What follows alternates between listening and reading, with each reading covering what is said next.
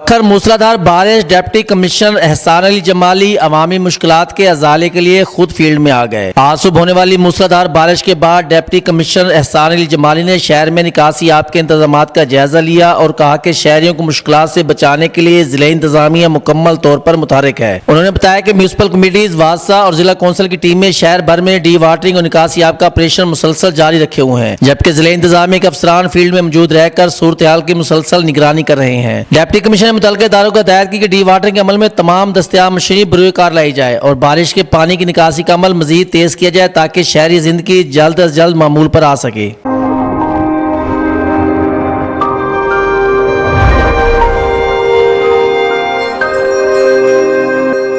ना बखर, क्योंकि ये अपना है।